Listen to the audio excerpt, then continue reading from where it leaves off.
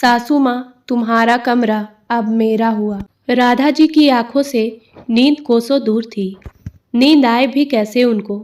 हमसफर, उनके पति और इस घर के मालिक श्याम जी इस दुनिया और भरे पूरे परिवार को छोड़कर जा चुके थे। श्याम जी अपने पीछे उनकी जीवन संगिनी राधा जी, 2 बेटे, 2 बहुएं, 4 पोता पोती, एक बेटी दामाद को छोड़ गए थे।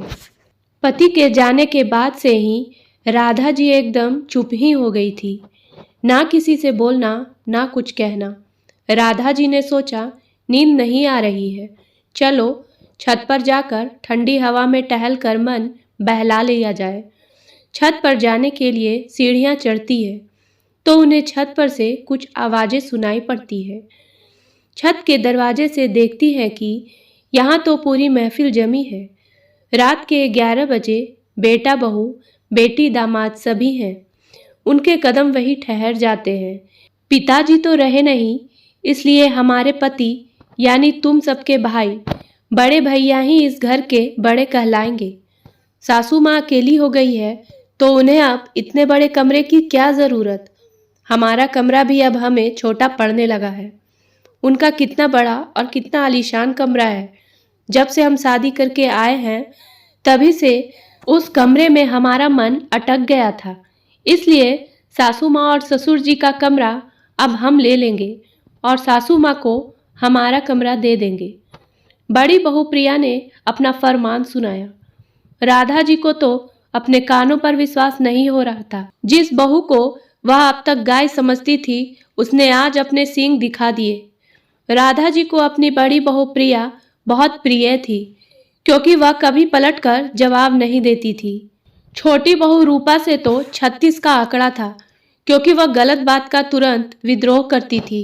सास हो या ससुर, गलत के खिलाफ अपनी बात कहने से रूपा कभी नहीं डरती थी। बड़ी बहू ने तो अपने दिल की बात कह दी। बेटी भी कहाँ पीछे रहने वाली थी। बेटी काजल बोली, पिताजी तो अब रहे नहीं, माँ को अब भारी साड़ियों का क्या काम है, इसलिए मैं उनकी सारी चटक रंग वाली 10-12 साड़ियाँ ले जाऊंगी। शादी की 3री सालगिरह पर पिताजी ने माँ को जो सोने का हार बनवा कर दिया था वह भी मैं ले जाऊंगी। अब माँ को इसकी क्या जरूरत।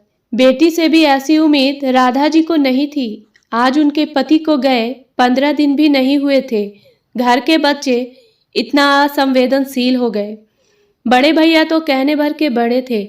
उन्होंने घर के मामलों में पहले कभी ना बोला, अब बोल रहे थे। तभी छोटी बहू रूपा की विद्रोही आवाज सुनाई दी, बस करो आप सब, ससुर जी चले गए।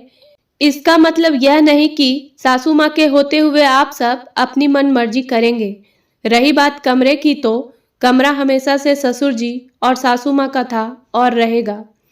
ससुर जी नहीं रहे इसका मतलब यह नहीं कि सासू माँ को इस कमरे से अलग कर दे।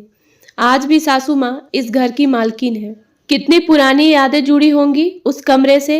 रही बात आपके कमरा छोटा होने की तो अब आप अपने बच्चों को सासू माँ के पास भी सुला सकते हैं। उससे सासू माँ का अकेलापन दूर हो जाएगा और बच्चों को उनसे कहानियाँ लोरी सुनने का मौका भी मिलेगा।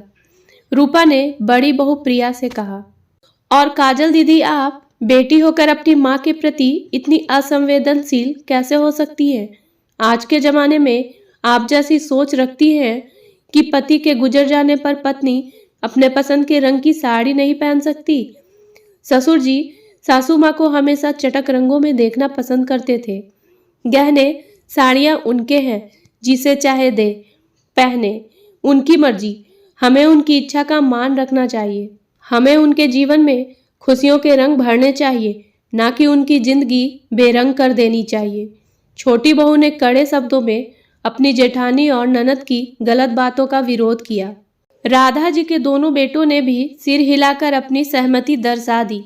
तभी सासू माँ सबके बीच आती हैं और छोटी बहू रूपा के सर पर हाथ रखकर वापस अपने कमरे में चली जाती हैं। राधा जी अपने पति की तस्वीर के सामने खड़ी हो गई, मानो कहना चाहती हो कि जिस बहू को मैंने पत्थर समझा वह हीरा निकली। उम्मीद है दोस्तों कहानी पसंद आई होगी, तो मेरे वीडियो को लाइक करें और मेरे चैनल को सब्सक्राइब करना ना भूलें। धन्यवाद।